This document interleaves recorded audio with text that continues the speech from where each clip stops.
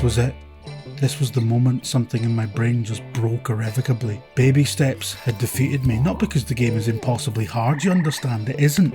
This was just one in a long string of setbacks that would eventually be behind me with perseverance. All of the experiences I'd had up to this point had taught me that. Indeed, you could convincingly argue that one of the overriding messages of Baby Steps is that with determination, willingness to think outside the normal rules, and a bit of nifty footwork, you can overcome any obstacle. You can succeed in a world designed to make you fail. Admittedly, that also describes the movie Dirty Dancing, which has a better soundtrack and doesn't make you want to kick things. I can't think of a game I've had a more visceral love-hate relationship with than Baby Steps, a game that makes me veer wildly between adoration and admiration for its audacity, its bold design choices, and loathing, physical revulsion for the gut-twisting frustration that those choices are adeptly designed to inspire. A piece of interactive art that is at once beautifully and hatefully engineered. And yet, despite it all, despite every footstep that brings you to the brink of a stress-induced aneurysm, despite the agony of all the lost progress the game will mercilessly inflict on you for the crime of making a tiny mistake, it's impossible to hate this game as much as it hates you. It's relatable, jovial even. Oh hey, another newbie! Oh hey, I'm not new. You must be newer than me. Yeah, no, I just got in. You can't help but feel solidarity for protagonist Nate, a 35-year-old fail son, their words not mine, still living at home, wasting his life away in his parents' basement watching anime. I mean, to be fair, there's worse ways to live, right? Then, without explanation, he's blipped into a strange fantasy dimension full of eerie monuments whose purpose is an esoteric mystery, treacherous, outright hostile terrain, and a bunch of Australians serving drinks, which admittedly sounds like a pub crawl in Dundee. A night to remember. Oh yeah, it's good. You were the life of the party. But also there's clearly something very Death Stranding about all this, and I don't just mean the constant threat of falling over. This game has a certain Kojima-ness about it, a boldness in the way it confronts and subverts a lot of video game tropes, and a confidence in the way it pushes the medium into places it hasn't really gone before. For example, before we get into specifics, the dialogue is improvised, and I don't mean there's some improvised lines. A lot of video games have unscripted moments that actors spontaneously come up with. Actors do that. I mean, the scenes in this game are shot a little bit like Curb Your Enthusiasm, where there's a start and an end to the scene that is planned, but how they get there is spontaneity, and the VAs, who are just the devs by the way, just sort of seeing where the scene takes them. How long you been here? Yeah, I guess about 5 hours now. What you doing there? Just looking over the edge here. And I'm sure a lot of editing and pickups and things to get to the final product, but video game cutscenes are usually meticulously planned at every step because there's so many moving parts to them, but the scenes in Baby Steps have a fizzy sort of chaos to them that can only really come forth from genuine improv. Just pretend I'm not here, sorry. Oh, no. Good spot to sit. Yeah, normally. You're kind of sitting on my husband, though. Oh, shit. Oh, I'm so sorry. Hey, is he all right? Oh, no harm done. Can I get you a cup of coffee? No, I don't. The caffeine's not good for me. What the was I talking about? Oh yeah, Kojima. So, Kojima's games have this signature blend of sort of serious hyperrealism and comic absurdism. In the space of 5 minutes, you can go from a sobering commentary on the nefarious ways the military-industrial complex maintains its funding, and then you're fighting an obese rollerblading terrorist dressed like Liam Gallagher who calls himself Fat Man. I am Fat Man. He's just a guy who's fat and his name is Fat Man. I'd be like if I was called Fat Man. And Baby Steps is Death Stranding, where your only cargo is Nate's big beautiful dump truck of an ass. The point is this: you play a Kojima game, the realism is stifling. You can feel the cold of the mud. It takes real effort just to shoot a gun, like 7 buttons or whatever, and yet the setup is so mental that you might as well be in Narnia. Paradoxically, Baby Steps tells you you're not in Kansas anymore by subjecting you to the most realistic walking simulation since before the term was ever coined. You immediately have to unlearn how to move and then learn how to walk. It's like having meningitis or something.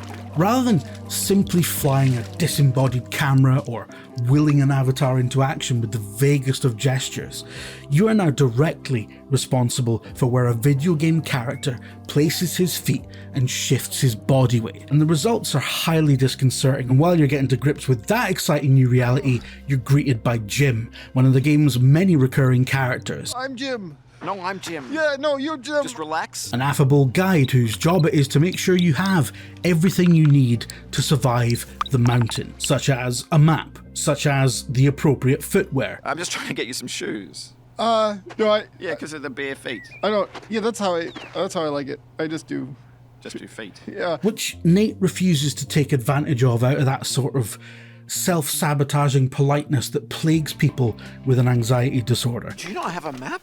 Oh, kind of like a mental map. And if you suffer from that sort of thing, or have a loved one who does, you'll immediately recognise it, and I don't think I've ever seen that depicted in a video game before, which immediately stopped me in my tracks because, for want of a better phrase, I felt so seen. And it doesn't help that I look like the guy to the point where even my 2-year-old started taking the piss about daddy falling over on the telly.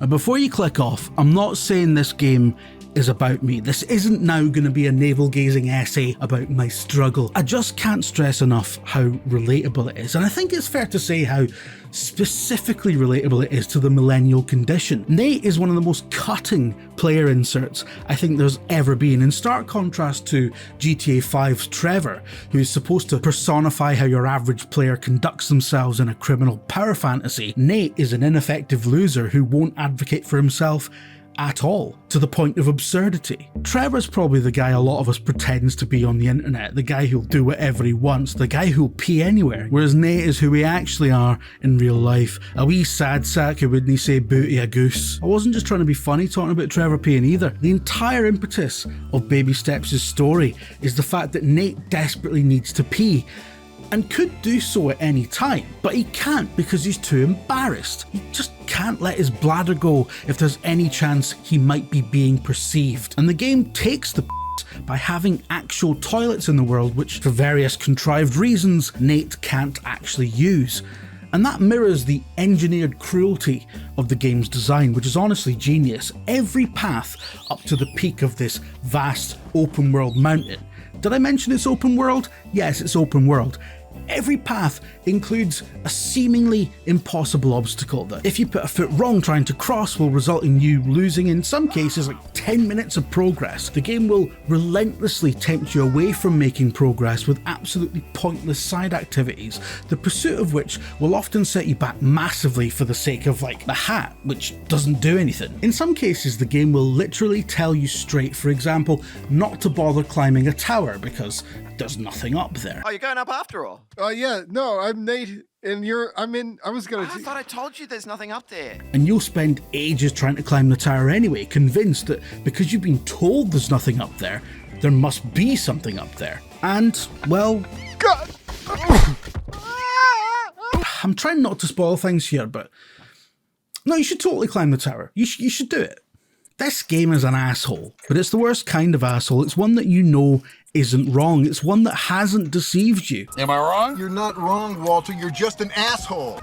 It's played you like a fiddle because it knows how to exploit all the assumptions you take for granted to set traps for you. The Pavlovian conditioning that decades of open world games have reinforced, where you expect to just be rewarded for showing up to places. You expect a dopamine hit for checking out a pile of rocks that is just a pile of rocks, and it hurts. The hole where that dopamine should be and isn't.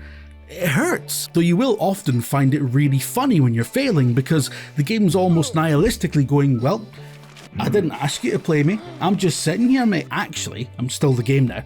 Actually, I keep kind of telling you that this is ultimately devoid of any meaning beyond that which you ascribe to it. What does it mean that in this game it will take you hours and hours to climb up a structure that any Assassin's Creed protagonist could fly up in about 10 seconds? And Assassin's Creed would only reward you by adding more things to your to-do list. Ultimately, both things are empty, and in one of them you barely even did anything, you just pressed up on the stick. In contrast to Ezio, Nate's feet go exactly where you tell them to.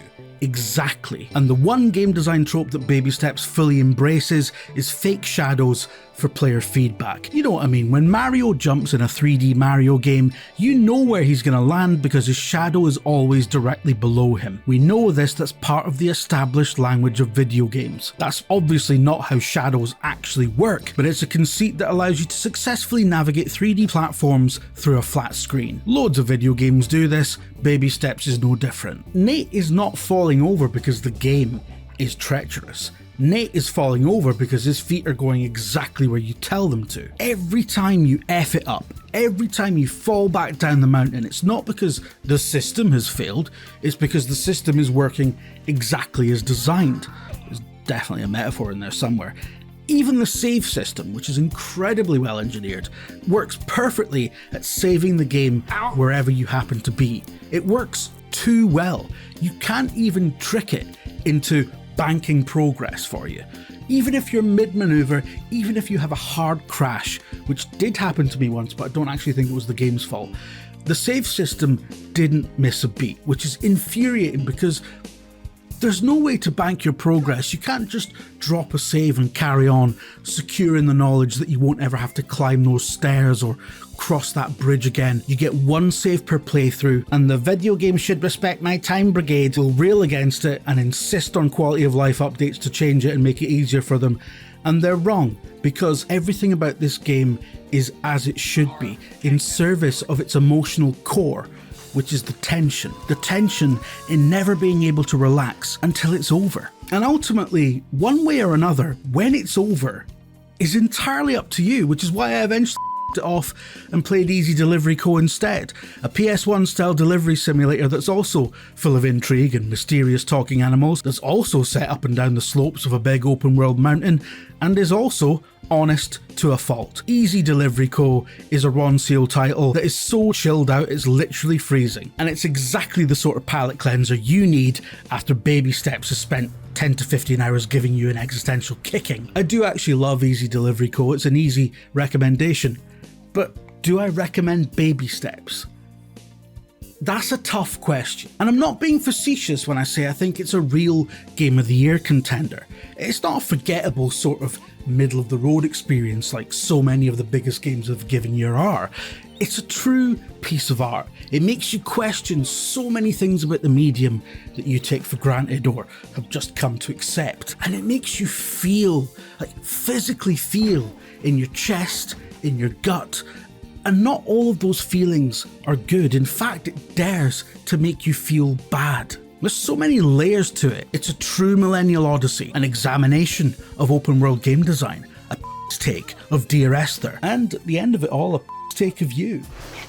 It has crushed my spirit, and I can only admire it. So do I recommend it?